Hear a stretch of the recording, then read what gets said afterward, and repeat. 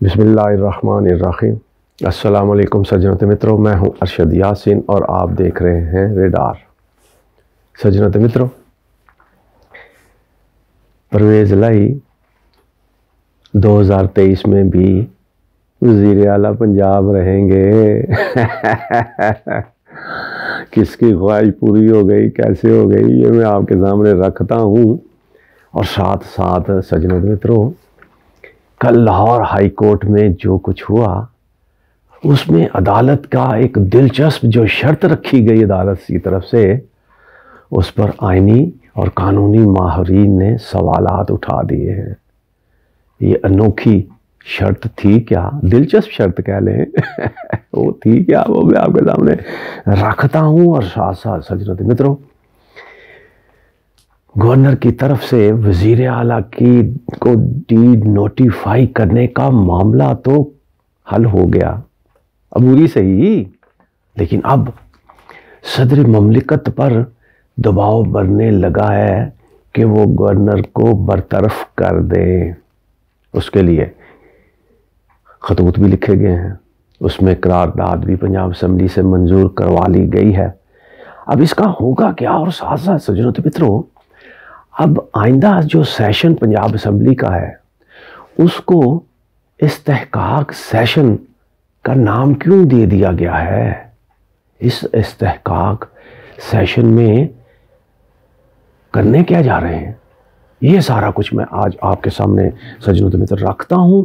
اور سب سے اہم معاملہ آپ کو یاد ہے کہ اس معاملے پہ پی ڈی ایم کی طرف سے بھی اور پی ٹی آئی کی طرف سے بھی تحفظات کا اظہار کیا جاتا رہا، انگلیاں اٹھتی رہیں، دبے دبے لفظوں میں لوگ باتیں کرتے رہے کہ پرویز لائی چاہتا ہی نہیں ہے اسمبلیاں تحلیل کی جائیں۔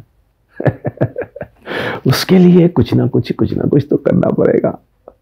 یہ ساری چیزیں لوگوں آپ کے سامنے سجنت میں تو آپ کے علم میں ہے۔ اب جو عدالت کی طرف سے فیصلہ آیا اس کے مطابق تو فی الحال تو 2023 میں بھی وزیر اعلیٰ پرویز لائی ہوں گے۔ کیسے 2023 میں کیسے، یہ بھی میں آپ کو بتا دیتا ہوں۔ 11 جنوری کی تاریخ مقرر ہوئی ہے اگلی۔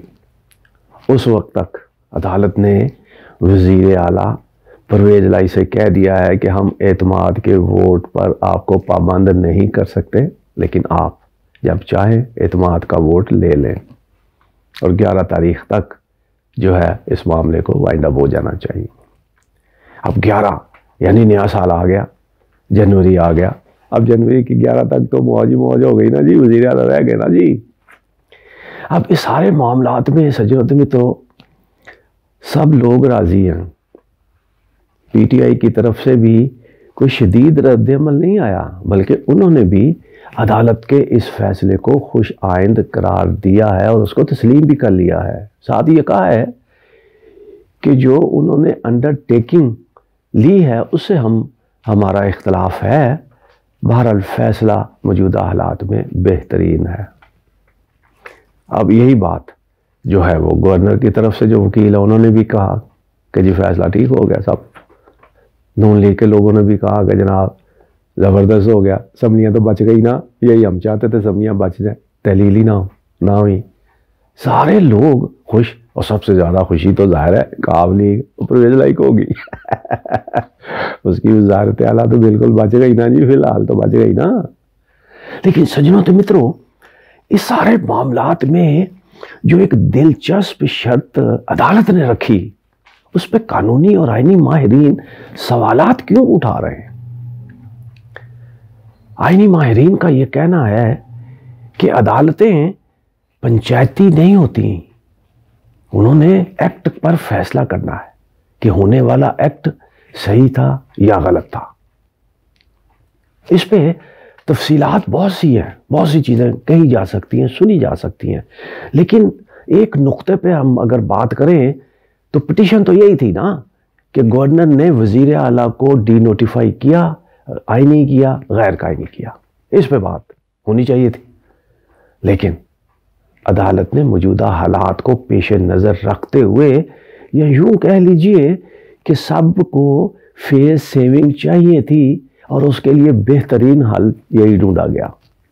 अदालत ने अपने तो ताई ये कहा कि ठीक है, आपके मौक़िफ़ से हम मुतमिन तो हैं, लेकिन ये भी तो हो सकता है कि हम आपका इस मुअत्तल करें गवर्नर के डी नोटिफाई वाले फैसले को, तो आप फौरी तौर पर बहाल हो तो असम्बलियाँ तोड़ दें, तो हमारे आर्डर को आप मिसयूज़ करें, ये हम भी नहीं चाहते। इसके लिए आप अंडरटेकिंग दें। उसके लिए फिर सारी चीज़ें आपके सामने हैं कि बार बार वक्फा होता रहा, मुशावरतें होती रहीं, से सारे मसले मसाइल चलते चलाते आखिरकार उन्होंने हल्फिया बयान परवेज़ इलाही की तरफ से दाखिल करवा दिया कि अदमे एतमाद का वोट लेने से पहले असम्बलियाँ तहलील नहीं होंगी। सज्जनों तो मित्रों, एक अहम नुकता है इसमें, अदमे एतमाद का वोट लेने से पहले असम्बलियाँ तहलील नहीं करूँगा। अब ये वज़ीर आला पे डिपेंड करता है कि वो अदमे एतमाद का वोट वो कल लेते हैं, 11 तारीख से पहले लेना है, लेते हैं नहीं लेते। जबकि गवर्नर के वकील ने 7 दिन का कहा था कि जी 7 दिन के लिए इनको पाबंद करें कि ये एतमाद का वोट लें, लेकिन अदालत ने इस मामले को जो है वो ऐसे ही उनका मौक़िफ़ रखा, लिख लिया मामला, लेकिन उन्होंने इस मामले में जो फैसला दिया वो आपके सामने है। वो जो मैंने आपको कहा कि परवेज़ इलाही अब 2023 के भी वज़ीर आला होंगे। अब सज्जनों मित्रों, गवर्नर पंजाब की बरतरफी का मामला, अब पंजाब असम्बली में करारदाद भी मंजूर हुई।